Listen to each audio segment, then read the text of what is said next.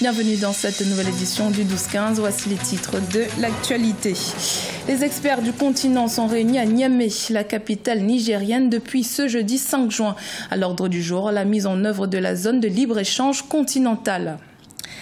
Le Zimbabwe, qui a abandonné sa propre monnaie en 2009, connaît une pénurie de liquidités. Cette pénurie oblige les banques à limiter les prélèvements quotidiens.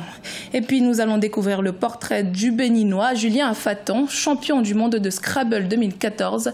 Il participe aux 17e championnats nationaux de Scrabble qui ont débuté le 2 juin à Cotonou.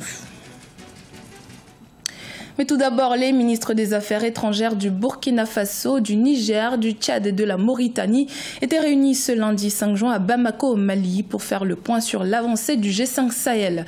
À l'ordre du jour, la force armée sous-régionale pour laquelle 10 000 soldats ont été mobilisés afin de lutter contre le terrorisme dans cette région. De plus, l'Union européenne a annoncé qu'elle apportera une aide financière de 50 millions d'euros pour mener à bien ce projet. Les experts du continent sont à Niamey au Niger pour négocier la mise en œuvre de la zone de libre-échange continentale. Objectif, parvenir à un accord commercial global et mutuellement avantageux entre les États membres de l'Union africaine afin de développer le commerce intra-africain. Reportage de notre correspondant Sadoul Izé Mokhtar. Les États africains engagés pour la mise en place de la zone de libre-échange continentale. Les experts du continent sont à Niamey du 5 au 16 juin 2017 pour se pencher sur la question. 3 réunions sont à l'ordre du jour. La 6e réunion du Forum des négociations sur la zone de libre-échange continentale. La 3e réunion des hauts responsables en charge du commerce. Et enfin, la 3e réunion des ministres africains du commerce. L'objectif principal des négociations sur la zone de libre-échange est de parvenir à un accord commercial global et mutuellement avantageux entre les États membres de l'Union africaine. Le constat qui se dégage, il est en Afrique actuellement, il est plus facile de faire du commerce avec la Chine, l'Inde, les États-Unis ou l'Europe que même de faire un commerce entre nos pays africains. Mais pourquoi? La solution ne vient pas d'ailleurs. La solution nous appartient, elle est chez nous. La zone de libre-échange continentale qui devait être mise en place réunira les 54 pays africains avec une population totale de plus d'1 milliard de personnes et un produit intérieur brut pour l'ensemble du continent estimé à plus de 3 400 milliards de dollars américains. Avec la zone de libre-échange, les dirigeants africains envisagent entre autres la création d'un seul marché pour les biens et services, faciliter la libre circulation des hommes et des femmes d'affaires, les investissements et de développer le commerce intra-africain. Nous devons de tenir l'agenda prescrit par la conférence des chefs d'État et de gouvernement de l'Union africaine qui nous demande de finaliser les négociations techniques au mois d'octobre de cette année et pour que l'accord lui-même puisse être signé au mois de décembre de 2017, c'est-à-dire en fin de cette année. La zone de libre-échange devrait également accroître la compétitivité au niveau de l'industrie et des entreprises africaines. Désigné champion de la zone de libre-échange continentale, le président nigérien Issoufou Mahamadou présentera un rapport à ses pairs sur l'état d'avancement des négociations sur la question lors du prochain sommet de l'Union africaine en janvier 2018. Dans l'actualité également, le Cameroun, le Tchad et le Gabon tenteront de mobiliser entre 39 et 44 milliards de francs CFA sur le marché de la Banque des États d'Afrique centrale le 7 juin. Cette nouvelle opération se fera au moyen d'une émission de bons du Trésor assimilables à maturité variable selon chaque pays concerné. Selon les statistiques de la BEAC, depuis le lancement du marché des titres publics en novembre 2011, les États de la CEMAC ont déjà mobilisé près de 4 000 milliards de francs CFA. Au Zimbabwe, le manque de liquidité commence à être critique pour l'économie. Les banques ont durci les conditions de retrait avec un montant maximal quotidien de $50. Une situation particulièrement difficile pour ce pays qui n'a plus de monnaie nationale depuis 2009. Siamlo Victoria Seji.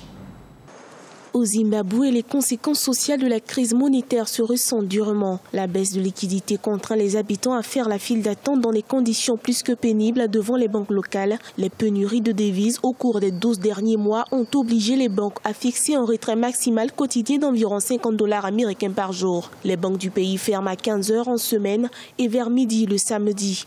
Une situation qui ne laisse pas le choix aux Zimbabwéens. La situation est grave. Nous sommes obligés de braver ce temps parce que nous n'avons pas d'autre choix que de dormir ici, devant la banque, dans l'espoir de percevoir de la liquidité le matin. Ce n'est pas bon.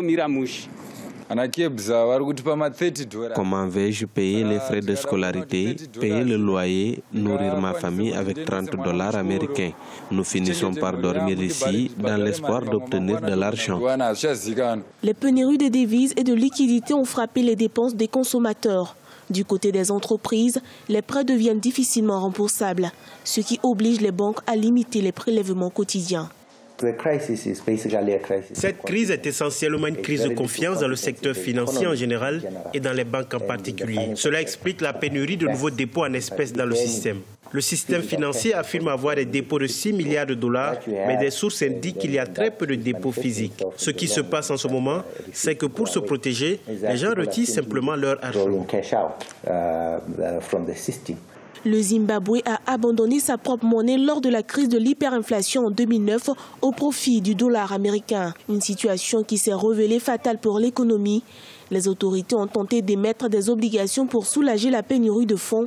Mais le Fonds monétaire international affirme que seules de profondes réformes pourront résoudre le problème. À la rencontre du Béninois Julien Afaton, champion du monde de Scrabble 2014, il nourrit sa passion pour ce sport cérébral et participe aux 17e championnats nationaux de Scrabble qui ont débuté le 2 juin à Cotonou. Reportage de notre correspondant Leftiouno. Au Bénin, le scrabbleur Julien Afaton réaffirme davantage sa passion. Julien Afaton s'est intéressé au Scrabble de famille en 1997 après avoir été victime d'un accident survenu lors des championnats scolaires de football à Cotonou. Il a développé ses aptitudes pour cette discipline et a découvert en l'an 2000 le Scrabble de compétition. En 2005, il participe pour la première fois au championnat du monde de Scrabble. Il finit à la 4e place au championnat du monde de Scrabble classique en 2010. De 2011 à 2013, il a été finaliste, 2e dans cette compétition mondiale. Il finit par décrocher le titre en 2014. Le Scrabble est un sport cérébral très difficile. Lorsque tu es passionné, tu dois faire le travail tous les jours. C'est un travail quotidien et aller compétir régulièrement avec les Blancs. Si vous ne compétissez pas avec les Blancs, le niveau est là-bas. Nous ne l'aurons pas. Le niveau est là-bas, ce n'est pas seulement le championnat du monde. Vous devez aller au plus tard, en 3 mois, vous devez aller en Europe jouer les compétitions internationales. Champion du monde 2014 de Scrabble classique, Julien Afaton est aussi champion national de l'élite. Il participe à la 17e édition des championnats nationaux de Scrabble qui a démarré le 2 juin à Cotonou. Il défendra son titre en présence d'une 50aine de Scrabbleurs et d'autres champions en titre du classique et défi national tels que François-Xavier Adjovi et Gévron Tchakpé. Julien Afaton entend maintenir le cap afin de s'imposer au championnat du monde prévu au mois d'août 2017 en Suisse.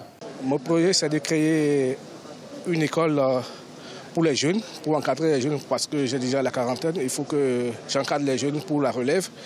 Et ce n'est pas facile le sport, ce sport cérébral. Julien Afaton a été sacré champion des épreuves du Blitz et du classique au cours de la 17e édition des championnats nationaux de Scrabble. Les autres épreuves se poursuivent. Ces championnats regroupent plusieurs variantes du jeu, dont les Blitz, le Duplicate Elite normal, le classique et le défi national. Ce journal a été réalisé par l'ensemble de la rédaction. Merci de l'avoir suivi. Dans un instant, une nouvelle édition de l'actualité sur Africa 24.